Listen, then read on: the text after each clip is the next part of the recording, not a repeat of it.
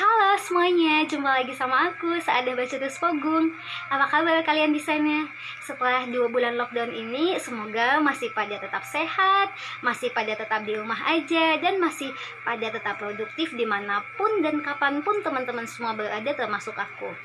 Nah, di edisi kali ini aku bakalan nge-review salah satu buku non-fiksi, bukan non-fiksi juga sih, ini lebih ke buku sejenis motivasi lah kayak gitu. Maklum sudah 2 bulan lockdown, gak bisa ngapa-ngapain, dan akhirnya ya butuh sedikit motivasi untuk tetap bangun pagi setiap hari, tetap hidup gitu ya kan. Nah, ini bukunya cukup populer, 1 dan hingga 2 tahun terakhir ini. Kalau teman-teman dengar, judul bukunya ini Ikigai. Nah, Ikigai ini sebenarnya ada banyak penulis sih. Jadi kalau teman-teman nanti menemukan buku Ikigai di luar sana yang mungkin warna covernya beda, it's okay, atau penulisnya beda, it's okay, tapi intinya sama kayak gitu. Kalau yang aku punya ini penulisnya Ken Mogi, dan dia punya sekitar 180-an halaman kayak gitu. Nah, Ikigai sendiri ini tuh apa sih kayak gitu. Nah, Ikigai ini salah satu atau sebuah istilah yang menurutku sangat menakjubkan kayak gitu. Istilah ini berasal dari bahasa Jepang yang secara harfiah berarti makna kehidupan, atau mengajarkan kita untuk mengetahui atau mencari alasan kita untuk bangun pagi setiap hari, alasan kita untuk tetap hidup, alasan kita untuk tetap bekerja, alasan kita untuk tetap belajar, alasan kita untuk tetap ada di dunia ini kayak gitu. Nah, kurang lebih sebenarnya setiap orang tuh punya alasan masing-masing untuk hidup kayak gitu. Cuman mungkin kayak aku yang sampai sekarang kadang tuh masih bingung sebenarnya ngapain sih aku hidup kayak gitu, bahkan di usia yang sudah cukup ya begitulah, usia pertengahan quarter life crisis kayak gitu. Cukup kadang tuh juga mikir ngapain sih sebenarnya aku hidup kayak gitu, untuk apa sih kayak gitu, selain ya udah lahir, kita tumbuh remaja, tumbuh dewasa, bekerja, terus mungkin melakukan banyak hal lagi seperti yang normalnya manusia lakukan kayak gitu. Entah sih, tapi setiap orang pasti punya alasan kenapa dia tetap hidup kayak gitu. Nah, kadang tapi kita juga mungkin luput sebenarnya apa sih alasan kita hidup itu kayak gitu. Nah, mungkin di buku ini ada beberapa tips yang bisa membantu kita untuk menemukan alasan mengapa sih kita masih tetap bangun pagi setiap hari kayak gitu. Nah, kurang lebih si Ken Mogi ini ngasih 5 tips penting yang bisa membantu kita untuk tetap ya bisa dibilang untuk tetap hidup, untuk tetap bahagia kayak gitu, dengan caranya kita masing-masing kayak gitu. Nah, ada 5 tips yang sangat penting yang bisa kita terapkan untuk menemukan dan mencari alasan mengapa sih kita harus selalu bangun pagi setiap hari.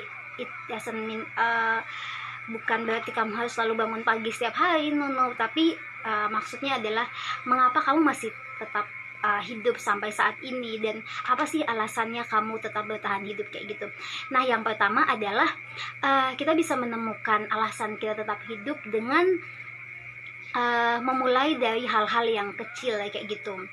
Hal-hal yang kecil ini semisal kalau di dalam buku ini tuh diceritakan ada seorang seorang penjual ikan yang dia itu menjual ikan pada sebuah restoran terkenal di Jepang kayak gitu, yang dia itu setiap hari bangun pagi untuk berangkat ke pasar, dan dia tuh nggak pernah mau terlambat ke pasar karena takut akan mendapatkan ikan yang tidak segar kayak gitu, dan dia khawatir akan mengecewakan para pelanggannya, termasuk mungkin ada nggak pelanggan yang semisal kokinya atau apanya, tapi pelanggan lebih ke orang-orang yang akan menikmati ikan itu setiap hari kayak gitu. Mungkin ada seorang anak kecil yang dia itu pengen datang ke restoran itu pagi-pagi dan ingin menikmati makanan sarapan pagi yang hangat, yang lembut kayak gitu-gitu, dan yang itu akan membuat moodnya lebih baik di hari itu kayak gitu. Nah, ketika dia pergi ke pasar, dia selalu memperhatikan hal-hal kecil yang kadang tuh semisal dia itu harus membawa mungkin ada keperluan-keperluan kecil untuk melengkapi cara dia untuk mengetahui bagaimana ikan itu masih dalam keadaan segar, atau alat-alat yang digunakan untuk mengangkut ikan itu ke restoran-restoran kayak gitu. Nah, yang kedua adalah dia juga mengajarkan kita untuk senantiasa membebaskan diri. Nah, membebaskan diri di sini tuh lebih kayak gimana sih? Membebaskan diri di sini tuh dia ada sebuah petikan kalimat yang menurutku bagus banget kayak gitu. Kayak mungkin bakalan keren banget ketika seorang manusia bisa tetap tumbuh dan dewasa dengan pikiran dalam tanda petik kebebasan imajinasi seorang anak kecil kayak gitu. Dimana kalau anak kecil tuh dia tuh kalau mau ngapa-ngapain tuh ya udah nggak peduli kayak gitu. Dia tuh nggak pernah memikirkan apa kata tetangga, apa kata orang tuanya sendiri kayak gitu, apa kata saudaranya, apa kata teman-temannya kayak gitu. Ya udah dia kalau main-main aja kayak gitu. Atau semisal kayak dalam kehidupan kita sehari-hari kadang tuh terlalu banyak memikirkan apa sih kata tetangga, apa sih pendapat orang yang bakalan keluar ketika aku melakukan ini dan itu kayak gitu. Nah, di sini dia mengajarkan kita agar kita itu bisa apa ya istilahnya membebaskan diri dari hal-hal itu, dari pengaruh lingkungan yang bisa membuat kita sendiri stres kayak gitu. Nah, yang ketiga adalah keselarasan dan kesinambungan. Nah, yang ketiga, keselarasan kesinambungan ini tuh dia mengajarkan kita untuk melakukan segala sesuatu yang meskipun kecil tapi dilakukan secara berkelanjutan kayak gitu. Jadi nggak putus hari ini. Semisal kamu bangun pagi menyiram tanaman dulu di halaman belakang kayak gitu, untuk mungkin itu bisa membantu merefresh pikiran kayak gitu, melihat tanaman hijau dan lain sebagainya kayak gitu. Itu dilakukan secara berkelanjutan kayak gitu. Jadi nggak cuman sekali kayak gitu. Ada banyak banget cerita yang keren banget di dalam buku Ikigai ini yang menurutku ini sangat sangat keren untuk dijadikan sebagai pelajaran yang dapat kita gunakan sehari-hari untuk menemukan Ikigai kita kayak gitu. Nah, yang keempat adalah kegembiraan dalam hal-hal kecil. Nah, kegembiraan dalam hal-hal kecil ini dia contohkan semisal alasan kamu bangun pagi adalah untuk bisa menikmati udara segar, bisa menikmati kesejukan tanaman hijau di pagi-pagi yang masih ada embunnya, menikmati secangkir teh di sudut ruangan sembari melihat tanaman hijau, sembari mendengarkan kicauan burung kayak gitu. Itu udah cukup membuat kita bahagia kayak gitu. Jadi bahagia nggak selalu datang dari semisal kamu punya harta yang berlimpah, punya rumah yang besar kayak gitu-gitu, tapi dari hal-hal yang kecil. Dia mengajarkan kita untuk menikmati hal-hal kecil dengan pikiran yang hebat kayak gitu. Jadi kita bahagia tuh nggak selalu datang dari hal-hal besar ya. Bisa dibilang kayak istilah yang udah sering kita dengar bahwa bahagia itu sederhana kayak gitu.